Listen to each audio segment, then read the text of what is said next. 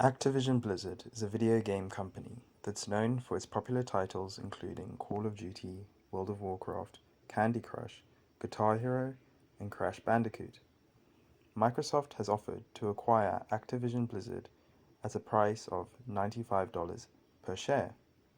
However, as of the 16th of April, Activision Blizzard is only trading at $78.93, which means Microsoft's offer is 20% more than the current share price. So, if you were to invest in Activision Blizzard today and the proposed acquisition was successful, you would stand to benefit from a 20% return on investment. However, there's no guarantee that this is how things will play out, and there are risks. Notably, is that of antitrust concerns. So, antitrust laws basically exist to protect consumers from anti-competitive behavior. So, that is behavior that includes acquisitions and mergers, resulting in diminishing incentives for companies to invest in innovation, for instance, or a merger or acquisition that which would result in a substantial increase in prices and a limitation of customer choices. So this is generally a concern when acquisition would result in a monopoly or oligopoly or something like that. So the Federal Trade Commission and the US Department of Justice shall investigate whether the proposed acquisition would result in any of those aforesaid harms.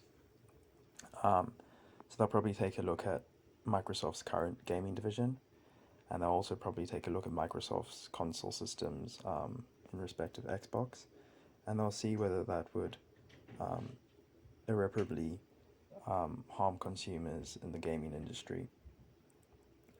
So clearly, there is a real risk that the transaction won't succeed successfully, not least because of antitrust concerns.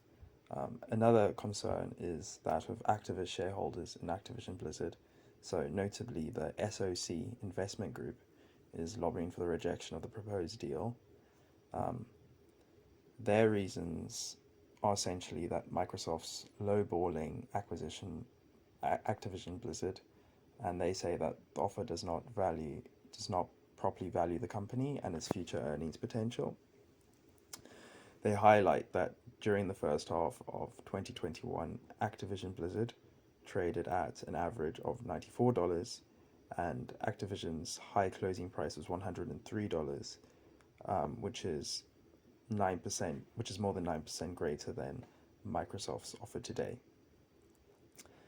Moreover, they attribute every single subsequent major share price drop of Activision Blizzard, and they basically attribute it to the major sexual harassment issues that have been plaguing the company. And they argue that by replacing the incumbent board at Activision Blizzard, you can put some people in that will effectively deal with these issues, and then there will no longer be any catalyst that will lead to a diminishment and a reduction in the share price. And they believe that this incumbent board will be able to be focused on doing what Activision Blizzard does best, and that's creating and selling games, thereby helping it achieve its full earnings potential. And so basically in the long run, they think that Activision Blizzard is worth more than Microsoft's offering it. So I think this is very interesting because if the transaction is successful, you could get a 20% return on investment.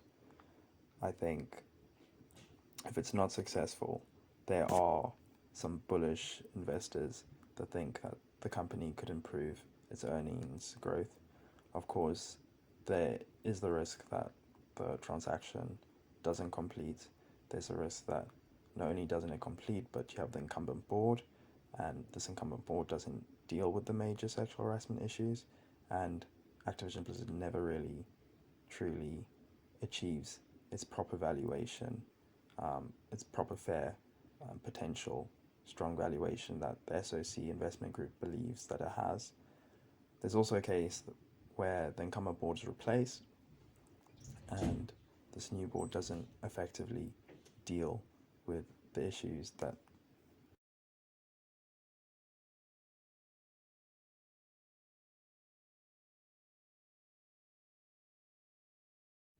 this video is for informational purposes only.